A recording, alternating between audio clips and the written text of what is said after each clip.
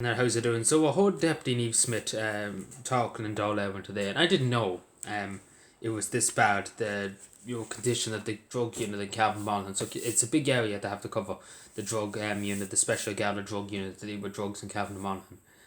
And there used to be 13, and I wasn't aware of this. I wasn't aware that the majority of them had retired from the force. There's only actually four. There used to be 13, now there's only four of them in County Cavan and County Monaghan, and they have to cover the two counties. And they're operating from an old Gala station in Cavan that is very much nearly going to collapse, I might as well say straight.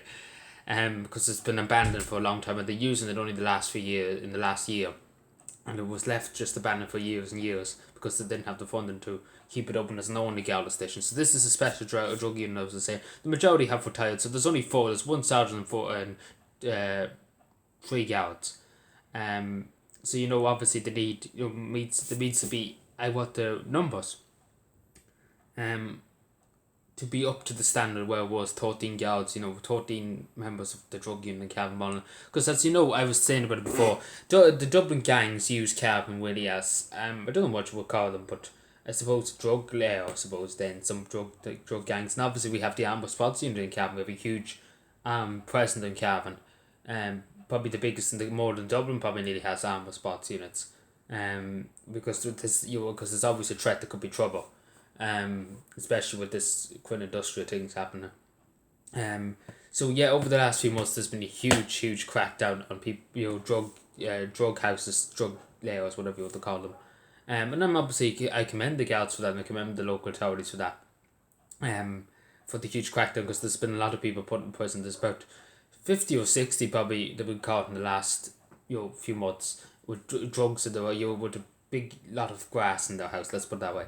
And a lot of them have been prosecuted and thankfully put in jail. And the drugs were seized. Some of them sold drugs to kids and things like that. And obviously the sort of what comes to them, I suppose, these people who do this, because I'd rather see the guards going after these people, enforcing the law. This is the law of the land, not going around and threatening the priests for saying mass.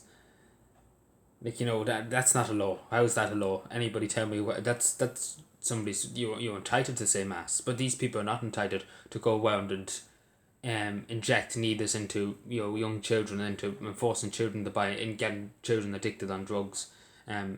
That's unacceptable. So at least hopefully, I will write to Minister McEntee about this. Anyway, Eve Smith has mentioned it Dáil, but I write. It'd be no harm to write. I probably get no response, but there's no harm to write. I would request the numbers to be up to 13. As it was. It was 13 or 14. I might be confused. Maybe 13. It was definitely 13 or 14. I can't remember exactly. But yeah, there's only four at the moment.